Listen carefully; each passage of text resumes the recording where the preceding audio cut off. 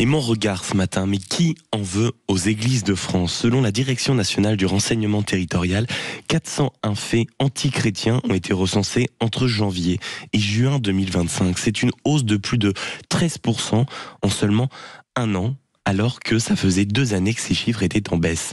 Dans 92% des cas, il s'agit d'atteintes aux biens, des tags, des vols, des profanations, des incendies, des dégradations. Le reste concerne quand même, hélas, des atteintes aux personnes. Et cela pourrait suffire à nous alerter et à s'affoler de tels chiffres, mais pour l'Observatoire du patrimoine religieux, ces chiffres sont en réalité largement sous-estimés. Beaucoup d'actes ne feraient jamais l'objet d'une plainte. Donc en réalité, il y aurait aujourd'hui 3 à 5 fois plus de vandalisme sur les édifices catholiques qu'il y a 10 ans. Et quand on utilise le mot de vandalisme, c'est pour évoquer par exemple des tableaux lacérés, des tables d'autel renversées, des crucifix cassés, des statues mutilées.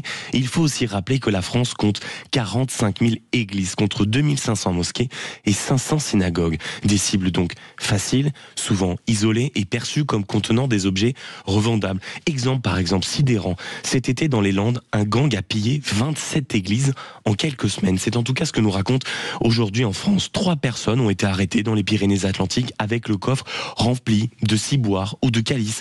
Profaner une église, faut-il encore le rappeler, ou même une mosquée ou une synagogue, ce n'est pas seulement détruire des pierres, un bâtiment, c'est marquer durablement les fidèles liés à ces lieux, parfois depuis des générations. Et cela blesse bien au-delà des croyants. Ces églises font partie de notre patrimoine commun, de notre histoire, de nos paysages, de nos villages. Et quand elles sont vandalisées, c'est une partie de la nation qui est touchée.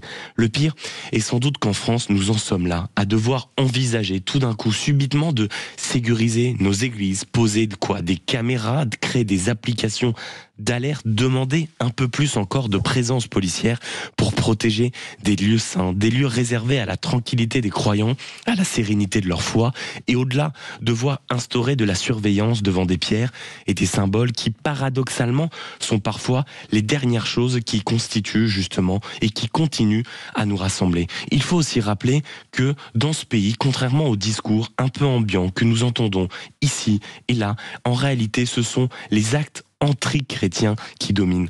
Avant 2024, les actes anti-chrétiens étaient les plus importants.